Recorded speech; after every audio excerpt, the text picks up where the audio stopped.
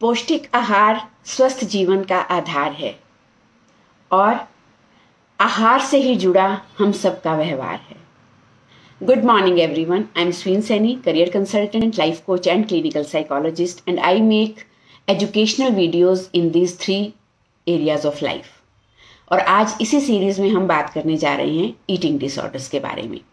Eating disorders मतलब unhealthy eating habits, और ये एक ऐसी साइकोलॉजिकल कंडीशन है जो कोविड से लेके अब तक और भी ज़्यादा बढ़ी हुई दिखाई दे रही है। मेरे पास मल्टीपल क्लाइंट्स आते हैं जिन्हें खुद से या अपने बच्चों से ये कंप्लेन रहती है कि उनके जो ईटिंग हैबिट्स हैं वो हेल्दी नहीं हैं और जिसकी वजह से उनके बिहेवियरल चेंजेस बहुत ज़्यादा दिखाई देते हैं। शुरू कैसे होता है ये eating disorder? Basically it starts with obsession with food, body weight और body shame.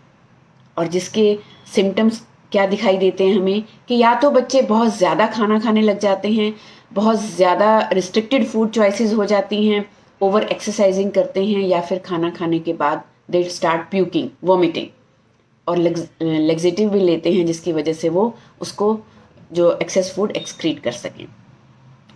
Adolescence, teenagers, children, इनमें ये ज़्यादा दिखाई देता है और ज़्यादातर ये चीज़ें बचपन में ही शुरू होती हैं बिकॉज ऑफ फैमिली एनवायरनमेंट और social stigma, comparison, constant criticism about their body weight, body shape, या फिर स्कूल बुलिंग। सबसे ज़्यादा जो केसेस हमने विटनेस किए हैं as a psychologist, as a counsellor, तो बच्चों को सबसे ज़्यादा क्रिटिसिज्म, ताने ये सुनने को मिलते हैं अपने ही घरों से, अपने फैमिली मेम्बर से, and specially during dining time, कि जब भी बच्चा खाने बैठता है परिवार के साथ, तो परिवार का कोई ना कोई सदस्य कभी ना कभी हर रोज़ उसको किसी ना किसी तरीके से ये एहसास दिलाता है कि उसका बॉडी वेट बढ़ रहा है, उसकी बॉडी शेप खराब हो रही है, वो क्या खा रहा है, वो क्या कर रहा है, वो उसको अपने खाने की आदतों को बदलना चाहिए। और तब वो फ्रस्ट्रेशन, वो एंगर, वो इंसल्ट, वो ह्यूमिलेशन उस खाने के दौरान हमारे बॉडी में जा रही होती है, जिससे एंग्जाइटी, फ्रस्ट्रेशन, एग्रेशन, एंगर और डिप्रेशन जैसी जो मेंटल हेल्थ इश्यूज़ हैं ये अपीयर होते हैं। और बच्चा धीरे धीरे अपनी फैमिली के साथ टाइम स्पेंड करना अवॉइड करने लगता है। खाना खाने के लिए वो अपना रूम, पर्सनल स्पेस प्रेफर करने लगता है। और फिर एक और सिलसिला शिकायतों का उस बच्चे के साथ शुरू हो जाता है, फैमिली मेम्बर्स का, कि अब ये हमारे साथ बैठ के खाना भी नहीं खा सकता, या ये हमारे साथ टाइम स्पेंड करना पसंद नहीं करती। जेनेटिक रीजंस भी होते हैं कुछ, कि अगर फैमिली में ही कुछ ईटिंग डिसऑर्डर्स की हैबिट्स हैं, जंक फूड खाने का रिवाज है और हेल्दी ईटिंग हैबिट्स नहीं है बड़ों की, तो बच्चों को में भी वो आना मुमकिन है, जायज़ है। इसके सिम्टम्स का असर कैसा होता है कि जब इन बच्चे ऐसी सिचुएशंस को कन्फ्रंट करते हैं तो वो अपनी बॉडी शेप को कंट्रोल करने के लिए, बॉडी वेट को डाउन करने के लिए अचानक से रिस्ट्रिक्टेड फूड चॉइसेस अडॉप्ट कर लेते हैं। बहुत कम खाना खाने लगते हैं जिससे उनका इमीडिएट वेट लॉस होता है और उसका उनके बायोलॉजिकल और साइकोलॉजिकल हेल्थ पे बहुत असर पड़ता है। या फिर वो जिमिंग करते हैं, ओवर एक्सरसाइजिंग करते हैं टू रिड्यूस वेट। इसके अलावा अगर वो खाना कंट्रोल नहीं कर सकते हैं, या फैमिली प्रेशर इतना होता है पेरेंट्स का, मदर का, कि उसे खाना ही पड़ता है, तो वो खाना खाते ही वॉशरूम जाएंगे और वो ज़बरदस्ती आर्टिफिशियल तरीके से वॉमिट करते हैं ताकि वो फूड उनके अंदर नहीं जाए।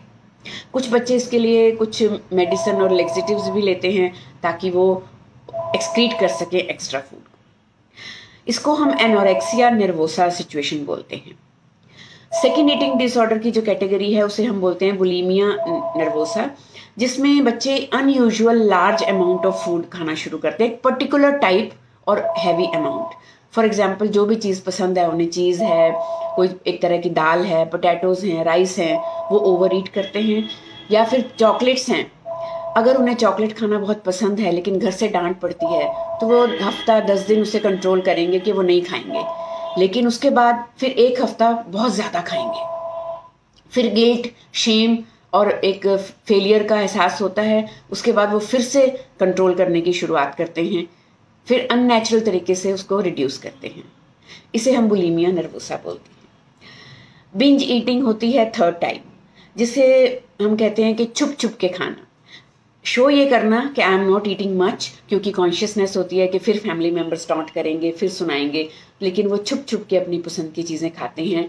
और अगर जंक फूड वगैरह और चिप्स हो गए, चॉकलेट्स हो गई, कोल्ड ड्रिंक हो गई, इन चीज़ों के बारे में, और अनयूजुअल टाइमिंग्स पे रात को सब सो जाना, उसके बाद फ्रिज से कुछ निकाल के खाना, तो इसे हम बिंज ईटिंग बोलते हैं, जो एक बहुत ज़बरदस्त ईटिंग डिसऑर्डर है और बहुत कॉमन है। एक रिसेंटली फाउंड जो ईटिंग डिसऑर्डर अभी रिसर्च में आया है वो है PICA, PICA।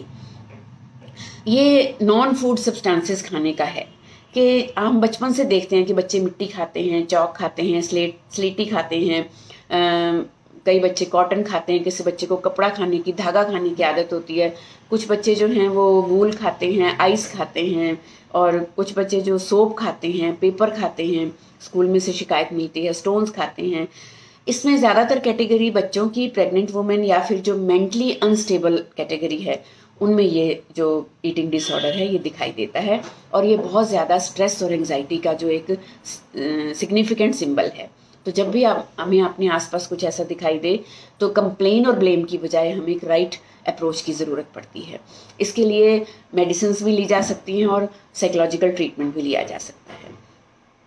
तो एक बहुत इम्पॉर्टेंट जो 5th कैटेगरी है, ये भी एक रिसेंट रिसर्च है, which is called ARFID, ARFID, avoidant restrictive food intake disorder.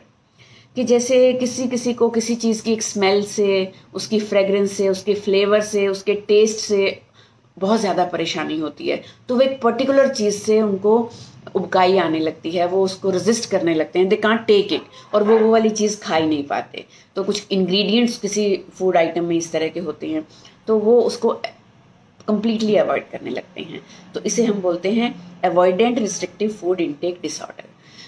तो इस चीज़ों के लिए साइकोलॉजिकल ट्रीटमेंट लेना, काउंसलिंग लेना बहुत इंपॉर्टेंट हो जाता है। तो जब भी आपको लगे कि आपके बच्चे में बिहेवियरल चेंजेस भी आ रहे हैं और ईटिंग डिसऑर्डर्स भी आ रहे हैं, तो सबसे पहले अपना एनवायरनमेंट चेक करिए, अपना उसके साथ ट्रीटमेंट, बात करने का तरीका, टोन, वॉइस, कमेंट्स, क्रिटिसिज्म, वो चेक करिए।